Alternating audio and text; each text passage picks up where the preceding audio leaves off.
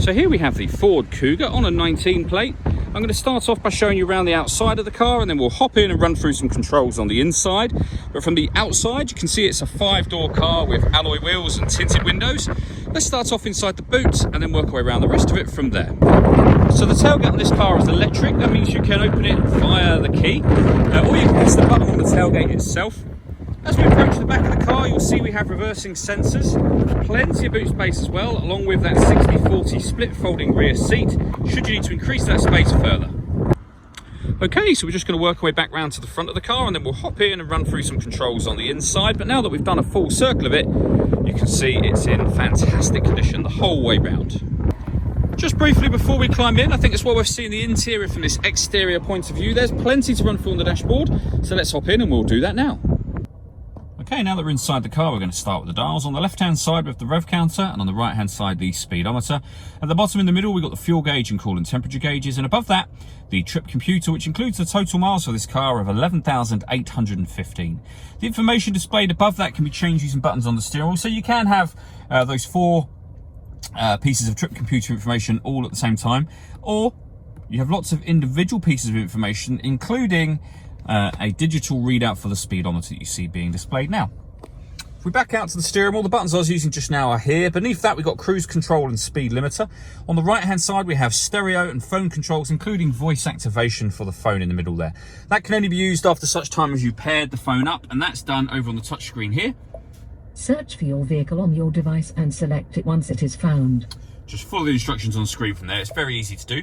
This car's got satellite navigation. There's a full video showing how this works that can be found both on our website and also on our YouTube channel as well. When it comes to music in this car, we have AM, FM and DAB radio. We have a CD player. You can stream your music wirelessly via Bluetooth audio, and this car's got a couple of separate USB inputs as well. So you can plug devices into both or either of those, and they will appear up on here as options. Working our way down from that, we have the dual zone climate control, so you can adjust the passenger and driver temperatures. So passenger, driver, fan speed up or down. You can determine where you'd like the air to be distributed inside the car. When you're happy with those settings, hit that button to turn the air conditioning on. Same again to turn it off, or hit auto, and the car will take control of the fan speed and the direction of the air to maintain the temperature that you've asked for. To override that, simply readjust the fans and put it back on whatever setting you want it on.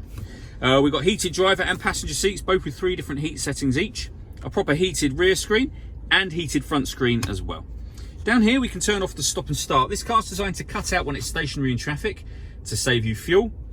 That button will turn that system off, and that button opens the tailgate from inside the car. We then have a 6-speed manual gearbox, a 12-volt charging socket and electronic handbrake, and then all the way back in the central armrest, the 2 USB inputs that I was on about previously.